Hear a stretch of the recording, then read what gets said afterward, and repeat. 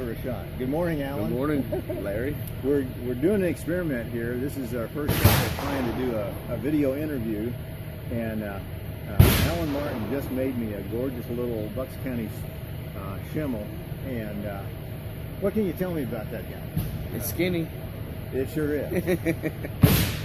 Caliber is 40 caliber, about a 45.5-inch Getz barrel with a small siler lock. Everything else is pretty much handmade as a brass sand casting that would I neatly filed up. Piece of wood is all hand shaped. The style of Bucks County, Pennsylvania, about 1780. A poor man's hunting rifle. Beautiful piece. I really am fascinated with it. I remember telling you I was getting old and weak and bad shoulders, and you said, I can take care of you. Did I take care of you? You sure did. Okay. Sure did. Where did your passion for building flintlocks start? I always liked guns, and when I grew up without television. Born and raised in Lancaster County, Pennsylvania. Reading storybooks about the frontier, the coonskin cap. Oh yeah. The romance of that, you know. It sort of got me inspired, and I always liked guns. When I was barely a teenager, I was threatening my mother, I'm going to build a rifle. She said, you're too young. But you know what? She was right. When I was about 13, I bought my first piece of wood, a pre-shaped stock from the local sporting goods store, to get a Green Mountain barrel, and totally botched the project. Okay. I was too young. It didn't work out. But I always had the attitude that I can do it. You know, we can get this done. And I moved away from home when I was about 17, and moved back home when I was about 21. That's when I got serious about building guns then, and started attending the Dixon Gunmakers Fair, and then after I married, I come out to Friendship with Fred Miller and the Getz boys, you know, and met everybody for the first time, you know, and that was in '94. And it's been downhill ever since, you know. It's been really crazy. And then when the CLA, the Contemporary Long Rifle Association, took off in '97, I joined it immediately, and been a member and haven't missed a show yet. And being a member of the Kentucky Rifle Association, handling the original rifles, I still get goosebumps when I get a new order. I still have a passion after 25 years of attempting to build guns, you know, full time since 2000. So it's been 14 years full time building guns. That's cool. I suppose full-time shop to do all this. I don't know where you do your work. My summer kitchen, right outside the kitchen. Is that right? I leave the house without going outside. Oh, cool. We walk right into my summer kitchen. So the kids come running, I chase them out. I smell dinner cooking, I know what's cooking, you know. And there you go. And I drive my wife nuts when I do, if I do a fancy rifle with a lot of inlays or whatever, I do all the engraving. Last year I did a completely silver mounted gun for my silver anniversary, 25 years of gun making. Okay. And had like 20-some inlays on it, which is really gaudy for me. And I was engraving, and my wife says, "Are you done yet?" Yeah. Hey, tell me, if somebody said money is no object, build me a signature Alan Martin gun, what would it be? Oh. It won't be me, I can't afford that. But I'm just really curious to see what you really like to do. What would I build? Yeah. Well, I would have to ask a few questions. Do you like an earlier rifle? Oh. Or do you like a golden age, you know, flint rifle? It would probably be you know, a true golden age flint period, nice long barrel, one of a kind piece of wood. Okay. If you know, if this guy wants to, you know, belly up to the bar, seriously, you know, a fancy ornate patch box and a few inlays and profusely, you know, like relief carved. Yeah. But I always try to hold my reins back and say, let's keep it in a traditional manner. Okay. Too many good gun makers, and we know a lot of them when we go to the COA show, we look at their work, they don't know where to stop. Okay. They walk away from the, they leave the traditional behind them. and it doesn't work out. I mean, Okay. it does work out for them, but they miss it. Like Earl Lanning said, boy, study the original.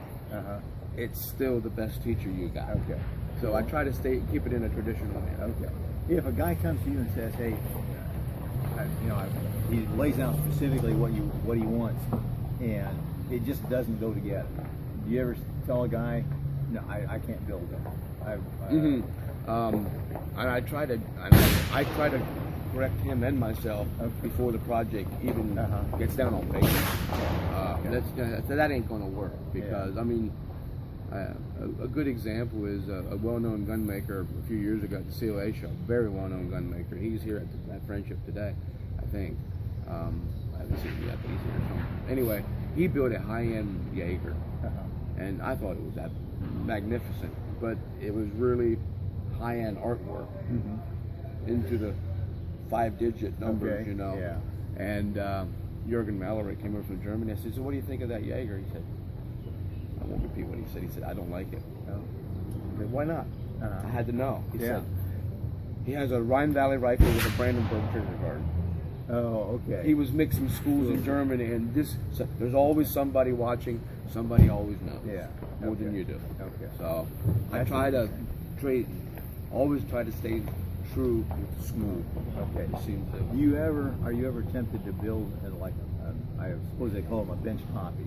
I have. You know. Okay. Just this year, for Bob Rouse from Virginia, I built him a bench copy of a little skinny Simon Lauf rifle. Okay. And it's almost harder to build a bench copy because now you have no reason not to get it right because you can measure, you know. It's not going to be 100%. There's no way. Yeah. The other difference is that gun was built by Simon Lauf. This one was built by Alan Martin. Yeah. And we're different people. Yeah. Our hands move differently. That's what makes this whole craft of gun making and accoutrement making so unique because everybody does something personal. Yeah. I've heard other guys say, making a bench copy is really hard. It can be, yeah. It can be. Curious. Somebody else I know, a really good gun maker in Southeast PA, had two identical guns being made. You know, where it wasn't a bench copy of an original, but both of the guns that he made were identical to one another. That sounded awfully hard to do too. Yes, I did. One time I built two guns for a guy here somewhere in Indiana. I brought him out to Friendship. That's been years ago. Oh my goodness. And they were both little Lehigh rifles. And the only thing different was different calibers. Okay. And he was going to go same caliber. I said, "Why did you want to do that for?" "You can change calibers." I said, "Yeah." So, how about over and under? Do you ever build a swivel breech? Do you like them, or do you have a? I had an order for one time, and then that fell through later on. And I hope I never get the chance to do it again. Because I like them in their own way, but I think they're complicated, over-engineered. To do if you had the perfect action, someday I might build one. But as of right now, I'm with the extensive backlog of guns that I have on order and stuff, you know, and there's a lot of guns I'd rather build than a swivel breech, you know. How far out are you? I'm just curious. A couple years? It has been 2 to 3 years for the last 12 or 14 years already. You know, since I've been full time, it went from when I was on the cover of Muzzle Blast with my Best of Show Lehigh winner in 2000, July of 2000, it was on the cover of Muzzle Blast, and with that interview that Eric Bai did. And right after that, the phone rang off the wall. I didn't even have a computer yet. I just got my computer that same month. I didn't know how to email. I said, "Could you just call me?" He would send me, you know, I wrote back, like 2-finger typing, you know. And that was the primitive stage of my computer era. But so it's been between a 30 and 40 gun backlog ever since, you know. And I build about 14 to 16 guns a year probably. That was another question I was going to ask. Yeah. And it depends. I mean, if they would be all plain little hunting guns like this, I could build 20 of them. But do I want to build all just plain hunting guns? You got to mix them up. Oh yeah. And I'll even do a high grade bolt action rifle from time to time. Oh, really? I just like fine guns, you know. It doesn't. They don't have to be fancy, but they have to be built right. Yeah. I like to build my guns from the inside out. If we'd have a screwdriver, I would take the lock out to show you a very detailed lock mortise, you know. Oh, yeah. I don't like to just, I mean, if I would hog them out, I can build them even faster, but cutting corners will end up hurting you. Yeah. You know, I like to build the guns from the inside out because I always say that a flintlock or a muzzleloader rifle is one of the poorly designed rifles because you have this big barrel coming in here, which is not a big one on this gun, but a big barrel. You have your barrel tang, you have your lock mortise, you have your, if you have a double set trigger, you got that big mortise, and you got the ramrod inside. There's nothing left. No wonder they broke. You know? So I like to leave as much wood, and even on my barrel tang, I like to taper them towards the rear, so there's very little wood inlet. Okay. So why remove more wood than you have to? I like them thicker up towards the bolster because the bolster itself is you want it stronger there, but back here it's easier to inlet. It's less wood to remove. It makes a stronger gun, I think. You said something to me a night ago about you know, bending the barrel a little bit to line the sights up. Tell me a little bit about that. Well, I learned that through the guest barrel shop. They have like an arbor, like a rack and pinion arbor, and then you put it on the barrel on a block. I said, Donnie, I remember going over there the first time I did this, and I said, Donnie, this barrel's shooting way off. Well, give it here. And he puts it in there, and we had barrel bouncing. I'm like, scary. Well, yeah, exactly. As he goes. And he looked through the bore, you know, that ought to do it. Take it out. It was real close, you know. So after having them do it a couple times, I said, I can do this with my vise. So I just put it in my padded vise jaws, you know, and I'll, of course, out of the gun, of course. And if it's shooting, let's say she's shooting low, so you put it in with the sights towards you and just flex it upwardly. And you don't. I've already bent it too far. You can always just like old Donnie Getz just said in his Pennsylvania Dutch accent. He said, "Now we can bend it straight."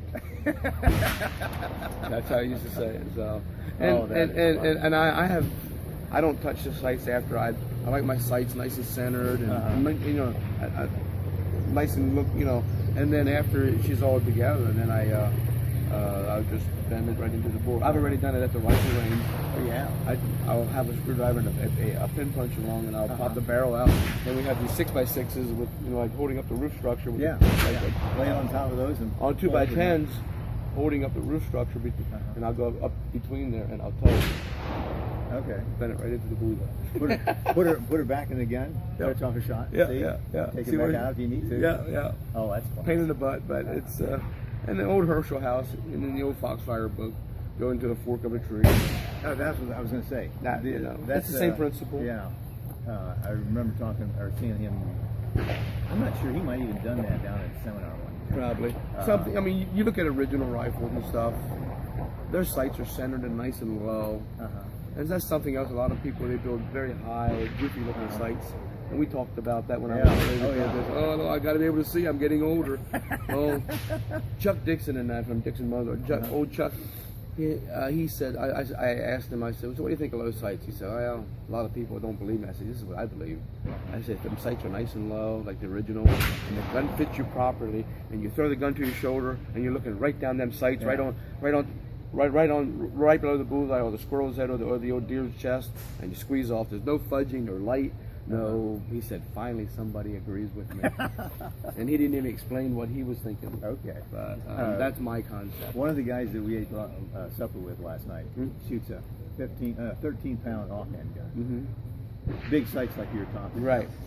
I handed this gun to him, and he picked it up, aimed it, and said, whoa. He said, that is the first light gun that ever pointed exactly where I wanted it. He said, I could shoot that gun. Anyway, so there was a guy on that, you know, heavy barrel, you know, low sight school, or high sight school, that liked this from the very first time he picked it up. Well, the difference between a 13-pound bench gun, shooting paper, or silhouettes, these sights won't work for that. I mean, you're looking for crispness. You know. I mean, we just did a little walk. I took the boys up along the range this morning. They're looking at the big bench guns, you know.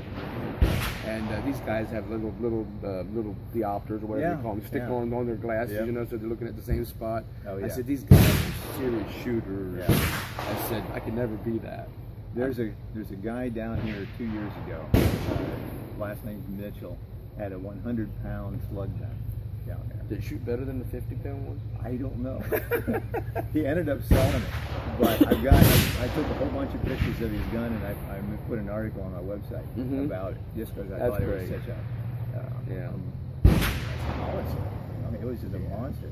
Yeah, I said, "You shoot it much?" And he said, "Well," he said, "I don't shoot it when there's a guy near me that's shooting for record, because of the noise and the stuff that would bother other guys." You know? Yeah, that's a totally different concept. Oh yeah, you know? yeah. The way I build, I study the original flint rifles and their main intent of what they were designed for, and you know, traditional hand scraping, hand tools. I use a bandsaw to rough out the barrel blank. Yeah. I have a friend of mine who has a barrel inletting machine. He inlets the barrel channel for me, but everything else, the lock mortises, you know, everything's done by hand. Yeah.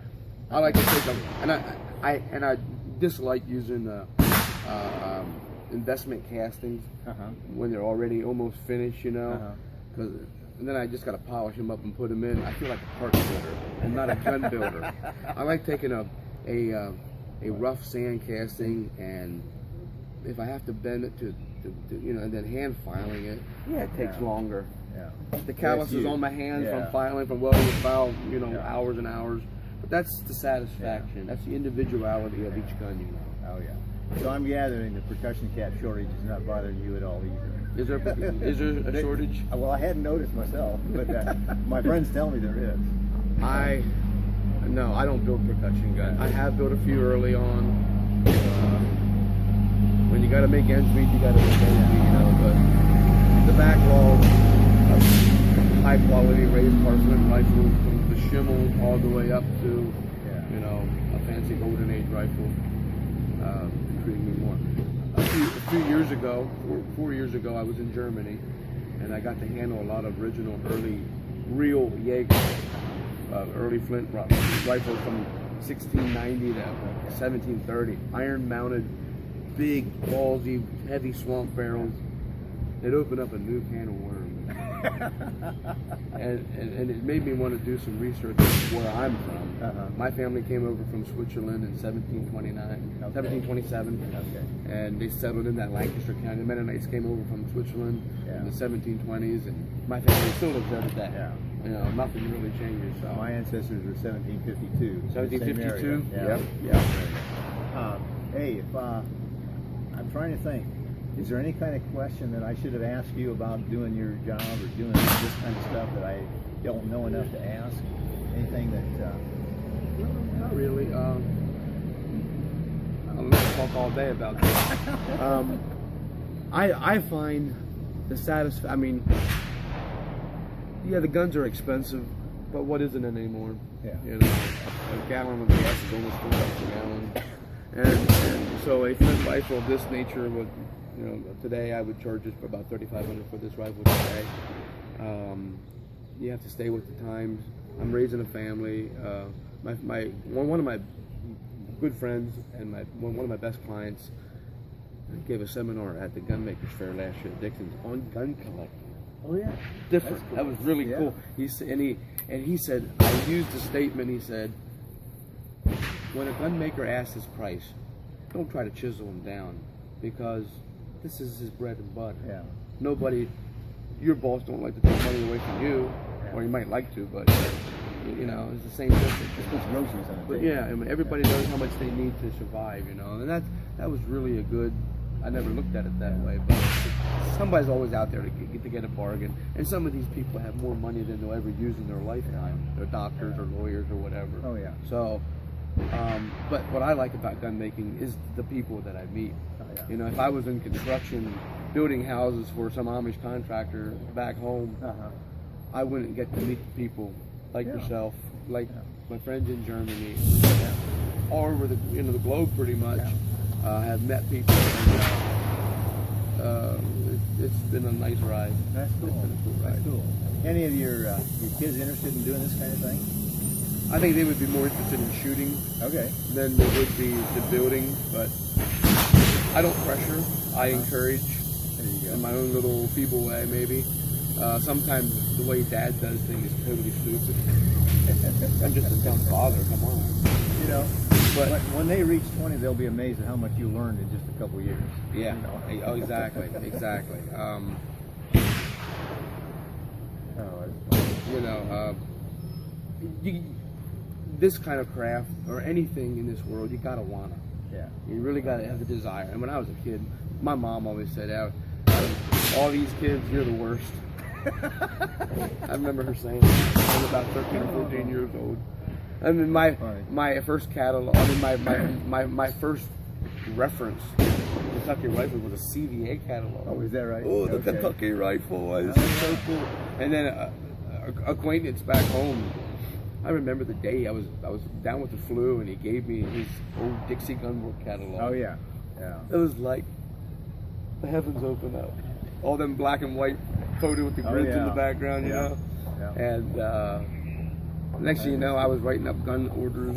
I'll take this part. I'll take that patch. I'll take this, you know, et cetera, et cetera. And I had gun orders. I'm going to build these guns. I never built any of them. But the passion that I had back, you know, that's the main thing. And some people, a lot of people, custom gun makers will start building guns after they're retired. Yeah. I always tell people, I guess I'm already retired, you know, so. Self-employed anyway. Yeah. Oh, that's cool. And that's the hardest part about being a full-time gun maker, you know, making the paycheck. Okay. You know, getting guns done in time for a certain event, so I can deliver or ship. Yeah. You know, and but I tell people up front, you know, 2 to 3 year backlog, so don't be mad if I didn't say so. Yeah. You know, and Oh, try to get them done in a timely fashion without cutting corners. There you go. You know. Great. Well, hey, this has been fun. Thank you Larry. very much. Yes. And let's get some pictures of you and the kids. And